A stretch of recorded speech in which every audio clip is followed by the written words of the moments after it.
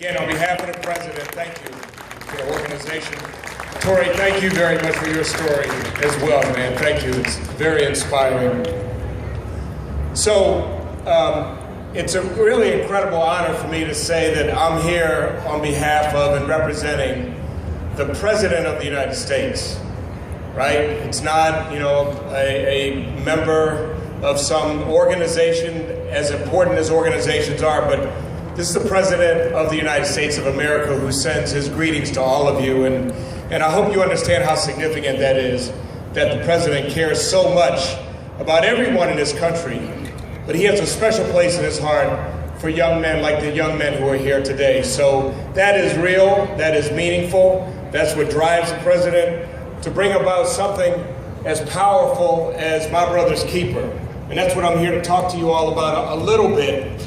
But the President didn't send me here to talk about our program as much as he sent me here today, and along with my colleagues from the White House, to hear from you all, to listen to what it is that affects your lives. And so I know you've got a number of sessions afterwards where you're going to talk among yourselves. I'm going to do everything I can to circulate among you, along with my colleagues who are here as well, so we can take these ideas back to Washington and to a report that we're going to be giving the President in about 15 days as we do the first phase of My Brother's Keeper. The President didn't just get into this for the short term either. So while there's an urgency in trying to make sure that you all have what you need in order to improve your lives, and the foundations that you work with and the officials here in the state can help you, it's also a long-term project. The President cares about this now. He has cared about these issues throughout his life. The First Lady cares about these issues deeply as well.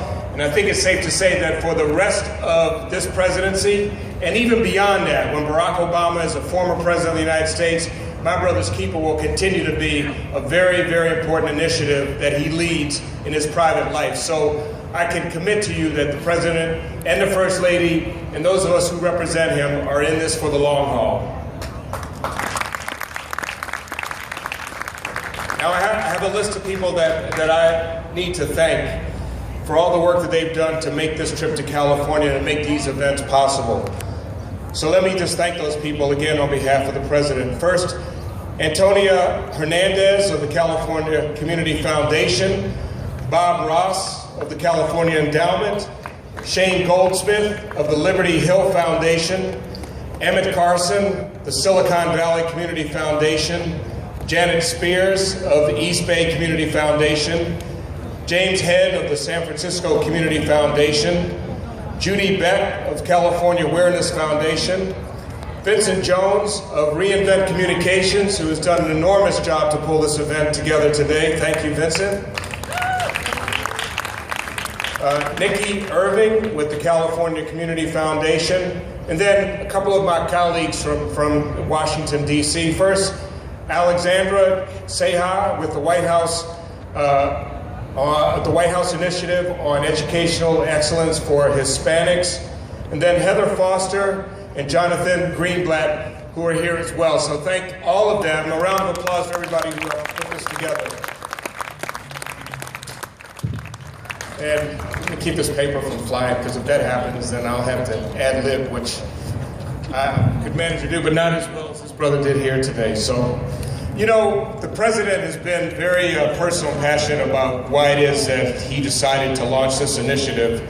I don't know how many of you got to see the President when he launched the initiative, but he talked in a very personal way about his own upbringing. And he talked about how it was when he was a kid, the age of many of you young men. He didn't always take school as seriously as he should have. He didn't always stay out of trouble. But he was really lucky because he had a mother and grandparents and teachers who cared about him and who believed in him and who helped him keep on the right track and gave him second chances. And those second chances led him to become a senator, President of the United States, but he didn't forget where he came from, and so he's reaching back. The President knows that for too many of our young people, and especially so many of our young boys and young men of color, the circumstances are very difficult with what they face. So the President started this initiative, My Brother's Keeper, and there are two parts of it. First, it's the federal interagency part, and all that means is that The President has pulled together 18 federal agencies, from the Department of Health and Human Services, to the Department of Labor, to the Department of Education, to the Justice Department, to have us take a look at programs across the federal agencies that affect the lives of young men like those who are here today, and to look at what really works. There's a lot of money and a lot of resources focused on you young men and others that work, and there's a lot that doesn't work, unfortunately. So we're going to focus especially on what works and try to make sure that there's more that is done to help make those things even larger. The second part of it is the thing that the foundations that are gathered here today are all about, and that's using private resources to fund organizations and efforts like those of the brothers who are wearing I Am the Change t-shirts today. So there's a public side and a private side. We're pulling our resources together. Again, we are in this because there's an urgency about helping you with your lives. You guys keep playing by the rules. Do what you need to do to get ahead in life. Our responsibility is to give you the resources that you need in order to go to school, to get a good job, to be good men, to be good, productive members of our society. But again, the most important thing I want to say is that I'm here today to be the ears of the President of the United States, to listen to what it is that you all have been working on, to take those things back, and to talk about how it is in California, Detroit, across the United States. People are making a big difference and are in it for the long haul. So, on behalf of Barack Obama, our great President, and the First Lady Michelle Obama, thank you very much and continue to do the great work that you're doing here in California. Thank you.